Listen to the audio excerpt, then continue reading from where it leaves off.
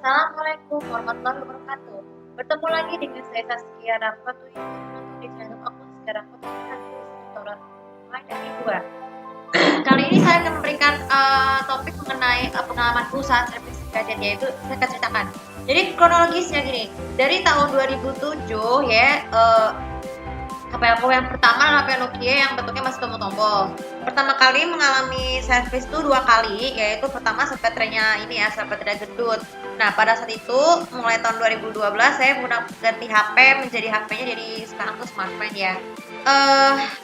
Sebenarnya servis aku mengalami berkali-kali. Yang pertama kalau yang smartphone itu kan karena layarnya kan gak ada gambar. Terus karena penyebabnya mungkin karena terkena air atau karena pengisiannya tidak sesuai dengan kapasitas yang baik. Terus kemudian yang kedua hanya karena logonya stuck, ya itu stuck itu di smartphone yang punya ada ya yang lama. Terus sampai terakhir HP aku servis 2 kali yang Nokia yang kayak gini ya, masih sama tapi pakai yang touchscreen kayak gini ya. Itu baru 2 tahun lalu sampai sekarang, tapi alhamdulillah ya. Jadi hikmahnya, jadi kalau pengalaman saya ini supaya tidak bekerja sama adalah kita tidak boleh mengecasnya itu sampai 100%. Ya sekali aja 100%-nya, cuma nanti kedepannya bisa di bawah 100%-nya, maksudnya harus 90%, 85%, 80%. Nah, kemudian selain HP, gadget aku yang lain pernah sekali servis adalah PC. Yang paling sering itu tuh adalah PC. Kenapa? Karena PC yang spasi layarnya masih dalam bentuk tabung kan sering rusaknya kan karena sudah lama, padahal programnya masih Windows 7 nih, sekarang kan pakai Windows 10.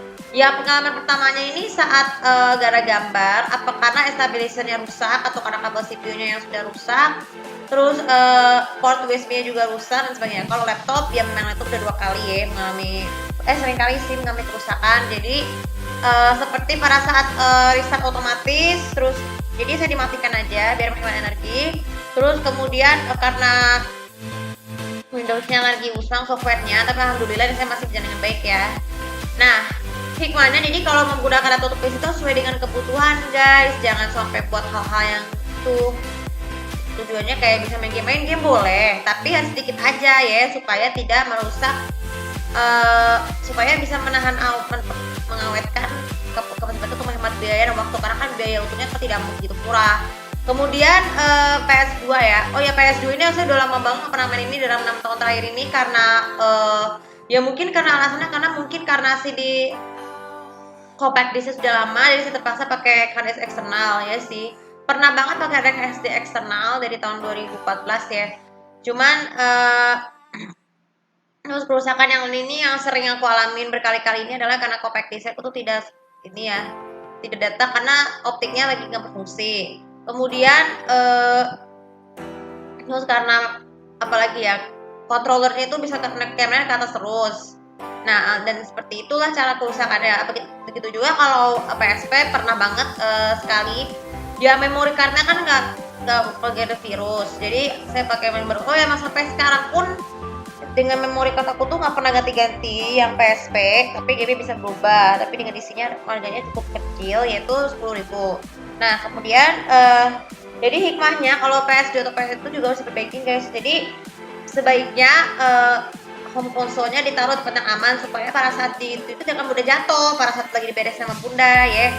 Harus selalu dia pakai lap yang bersih, ya jangan pakai lap yang basah. Nah kemudian pengalaman lainnya dan gadget yang lain adalah iPad ya.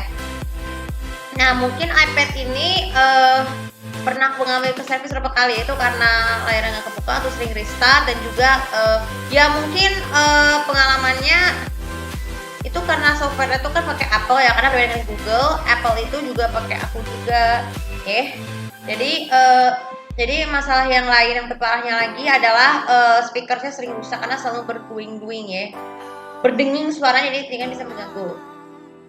Nah maka dari itu jadi hikmah dari semua pengalaman gadget rusak ini adalah supaya tidak di kesana yang sama, terus selalu ikuti petunjuk ya, jangan sampai iPad itu atau gadget apapun tuh rusak karena terjatuh, terbentur atau kepetok.